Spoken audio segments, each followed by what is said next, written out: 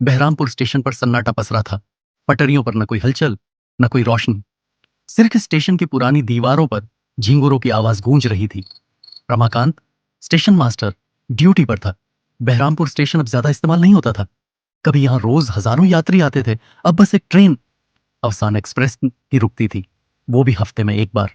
और अजीब बात यह थी कि वो ट्रेन सिर्फ मंगलवार रात को 1:30 पर आती थी और कुछ ही मिनटों में बिना रुके निकल जाती थी।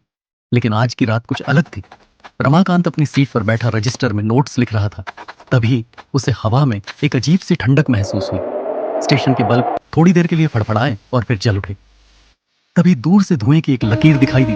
अफसान एक्सप्रेस समय से कुछ पहले ही आ गई थी। ट्रेन जैसे ही प्लेटफॉर्म पर आई, रमाकांत को कुछ अजीब लगा। इस बार ट्रेन पूरी तरह खाली नहीं थी। कुछ डिब्बों में हल्की रोशनी थी और खिड़कियों से परछाइयां दिख रही थीं। आज यात्री कैसे हो सकते हैं? रमाकांत बुदबुदाया। उसने अपने रिकॉर्ड्स चेक किए। आज कोई रिजर्वेशन नहीं था।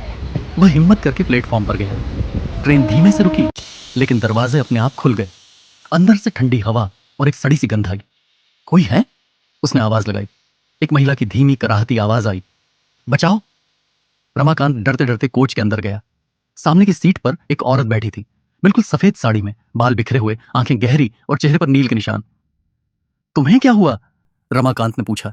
उसने सिर उठाया और बोली, मैं यहीं मरी थी 25 साल पहले, इसी ट्रेन में। रमाकांत की सांसें रुक गईं। उसकी आंखें फटी की फटी रह गईं। औरत ने आगे कहा, इस ट्रेन में जो भी चढ़ता है वापस नहीं लौटता। यह मौत की सवारी है।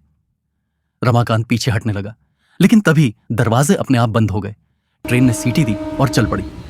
अब रमाकांत खुद उस मौत की ट्रेन में फंस चुका था। कोच के बाकी हिस्सों से धीरे धीरे साए निकलने लगे। औरतें, बच्चे, बूढ़े, सभी धुंधले और भयानक चेहरे, जैसे वो कभी इंसान थे, लेकिन अब सिर्फ आत्माएं रह गए थे। एक आत्मा ने कहा, हम सब कभी यात्री थे। हमें नहीं पता था कि इस ट्रेन की मंजिल अवसान है, मृत्यु। रमाकांत जोर जोर से चिल्लाया, मुझे जाने दो, मैं बस ड्यूटी पर था। लेकिन किसी ने नहीं सुना।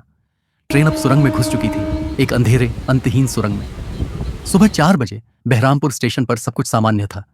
अगली शिफ्ट का कर्मचारी आया, लेकिन स्टेशन मास्टर रमाकांत कहीं नहीं था।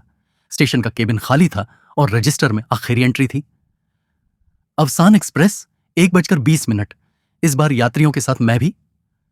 उसके बाद कोई शब्द नहीं थे, बस पन्ने पर एक गीला निशान था, जैसे कोई आंसू गिरा हो।